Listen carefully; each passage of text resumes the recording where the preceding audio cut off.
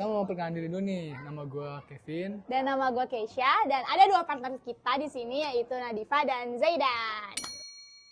Nah, hari ini gue pengen ngobrol tentang sesuatu nih agak berat sama lo, Kay. Ini tentang sejarah Indonesia yang bersejarah banget dah pokoknya. Tapi mungkin banyak yang belum tahu nih, termasuk lo. Ngomongin apa tuh, Vin? Kali ini gue akan bahas tentang peristiwa yang bernama Petrus. Terus, itu nama orang ya?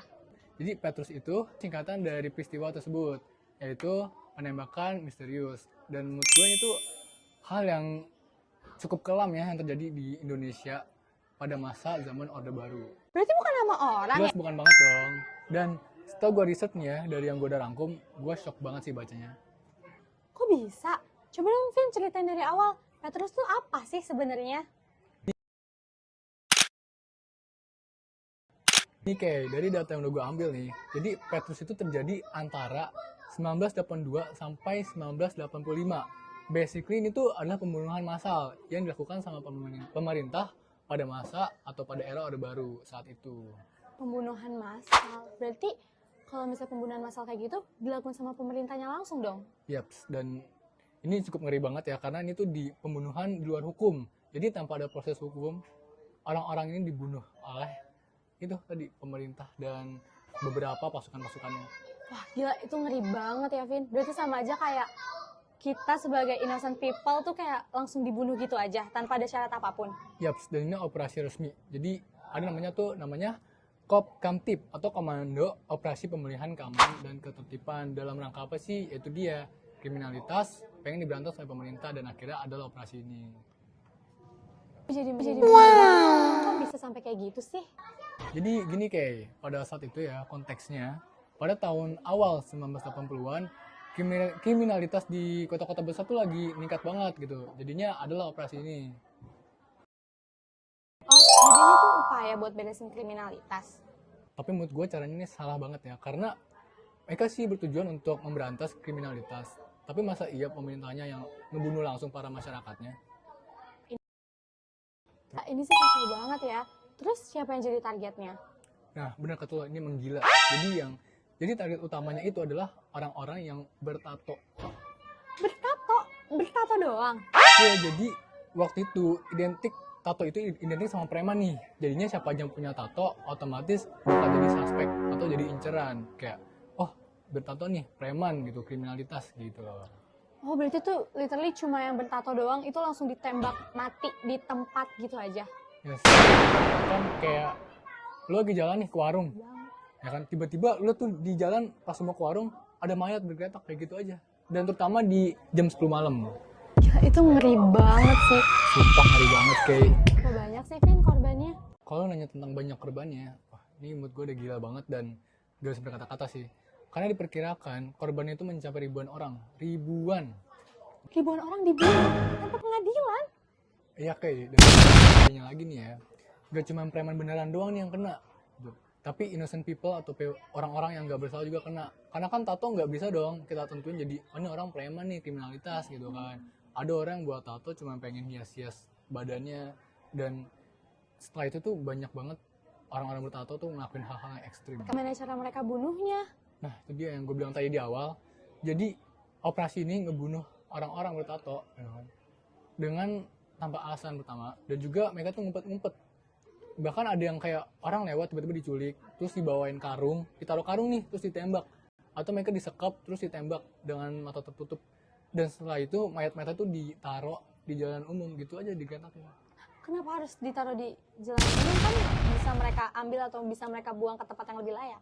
Nah, dari yang udah gue baca, yaitu buat intimidasi biar masyarakat takut. Dan ini yang dinamain psychological warfare. Gue gak bisa bayangin hidup di masa itu, Vin. Wah, banget. Banyak dari korban itu ngerasa tuh nyesek banget gitu. Karena apa ya, mereka gak tahu keluarganya dibunuh karena apa gitu, dan gak ada penjelasan sama sekali. Dan apalagi bayangin orang-orang yang gak tahu, yang innocent people tadi, itu mereka mati, padahal keluarganya tahu ini bukan preman, kok dibunuh gitu. Terus tadi kan kata lu yang punya tato itu bakal ngelakuin cara-cara ekstrem supaya mereka gak dibunuh. Itu caranya gimana? Mereka ngelakuin hal apa? Wah, kalau lu bayangin ini bakal jadi ngeri banget sih. Dan sumpah kan gini, mereka yang punya tato gitu kan, tapi mereka tahu mereka nggak kriminalitas, mereka takut nih, oh ternyata dari korban-korban ini tuh yang banyak kan pakai tato.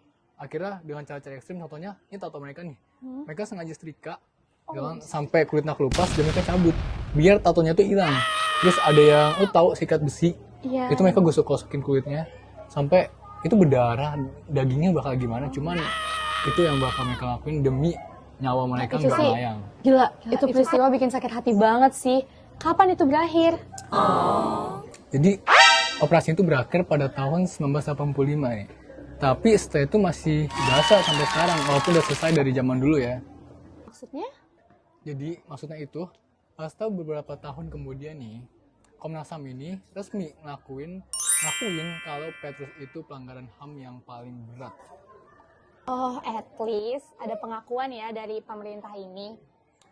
Ya pengakuan doang sih kayak, tapi lu bayangin keluarga yang nggak bersalah tuh gimana gitu kan, sakit hati banget. Bahkan mereka tuh sekarang semua masih mau cari keadilan sampai sekarang gitu. Karena pengakuan doang apa sih gitu. Nggak guna ya, cuma kalau misalnya ngaku aja tapi nggak ditindaklanjutin hal kayak gitu. Iya, nggak ada sesuatu yang bisa diadili atau diberi ke keluarga korban. Yang minimal apa gitu kan, biaya atau segala macam kehidupan mereka. Tapi banyak banget mereka pemerintah mau ngebiayain ribuan orang kayak gimana kan, ngebunuh doang tapi nggak bisa ngambil keadilan. Kalau dari kayak gitu, apa sih pelajaran yang bisa kita ambil?